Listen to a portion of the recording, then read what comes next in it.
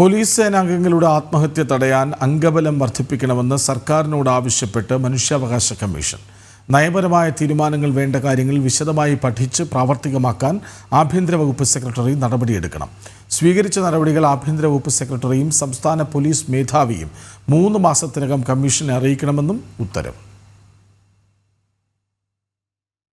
പ്രശ്നങ്ങൾ പരിഹരിക്കാൻ സേനയിലെ ആൾബലം കൂട്ടണമെന്ന ആവശ്യം ഉന്നയിച്ചുള്ള റിപ്പോർട്ടുകൾ പോലീസ് സർക്കാരിന് നൽകിയിരുന്നു.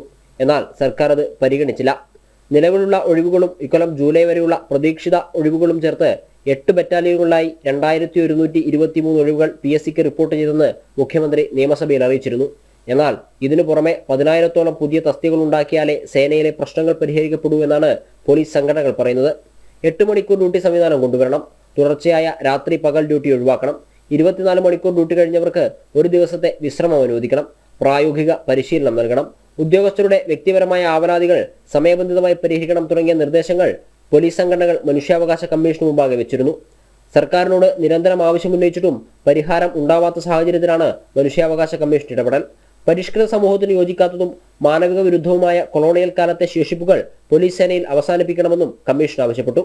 500 പൊതുജനങ്ങൾക്ക് ഒരു പോലീസ് ഉദ്യോഗസ്ഥൻ എന്ന തരത്തിൽ സേനാബലം വർദ്ധിപ്പിക്കണമെന്ന് ഉദ്യോഗസ്ഥ ഭരണപരിഷ്കാര വകുപ്പ് നിർദ്ദേശിച്ചിട്ട് വർഷങ്ങളായെങ്കിലും സർക്കാർ ഇക്കാര്യത്തിൽ അനുകൂല തീരുമാനമെടുത്തിട്ടില്ല.